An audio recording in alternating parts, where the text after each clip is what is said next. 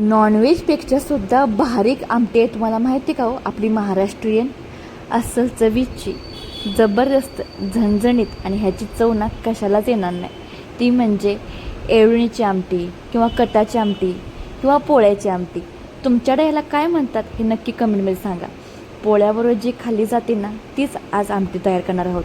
करायला खूप सोपी आहे.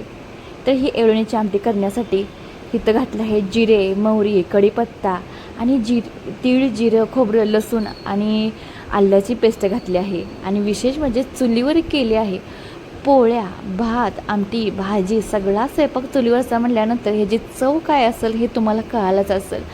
खालनं जाळ असा खार खार फार फार फार, वरती भगून त्यामध्ये मसाला आणि त्यामधलं एवळणीची आमटी, पोळ्याची आमटी, विषय संपला. कटाची आमटी खाण्यासाठी ना अगदी जीव असा बघायला सांगायला नको तुम्हाला.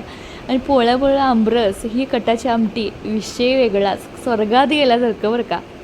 मसाला छान असा भाजून घ्यायचा, त्यामध्ये घालायचं आपली चटणी म्हणजे कांदा लसूण मसाला, हिंग पूड घालायची, हळद घालायची, धना जिरा पावडर घालायची. बस इतकेच मसाले वापरायचे. थोडंसं पाणी ॲड करायचं, जे आपण मिक्सरमध्ये बारीक करून घेतो ना ते भांडं. कुठलाही मसाला वाया जाता कामा नये, ते पाणी ना खंगळून घालायचं.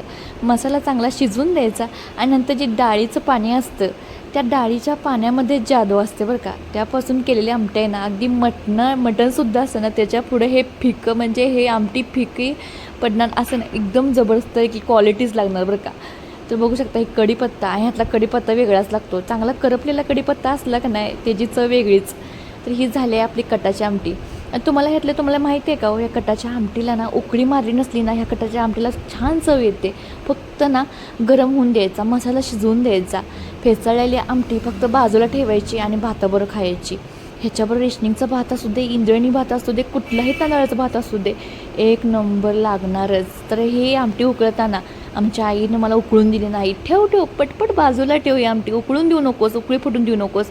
हे तुम्हाला माहीत होतं का हो? कटाच्या आमटीला उकळी मारून द्यायची नसते. ही मला तेव्हा कळालं, अगोदर का सांगितलं नाहीस? तर ठीक आहे, असू दे मम्मी, आता कळायला आहे. तर ही आमटी उकळून द्यायची नाही, बाजूला ठेवायची, मसाला शिजवून द्यायचा. आणि बाजूला ठेवल्यानंतर ताट तयार केलं आहे. आणि ताट बघून ना अगदी ना समाधान. हे ताट बघूनच समाधान. खेडेगावातलं हे ताट ना नशीबवाल्यांनाच खायला भेटतं बरं का. उन्हाळ्याचे दिवस चालू आहेत आणि गावाकडे पाहुणे येतात, त्यांच्यासाठी हे म्हणजे एकदम 5 स्टार हॉटेलपेक्षा भारी बरं का.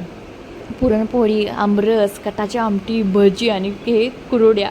बास, हे बघितलं तुम्हाला कसं वाटलं हे नक्की कमेंट करून सांगा बरं का. आणि सगळं जेवण चुलीवरचं होतं बरं का. भज्यापासून पोळी आणि आमटी एकदम लई भारी बरं का. भारीच की हो.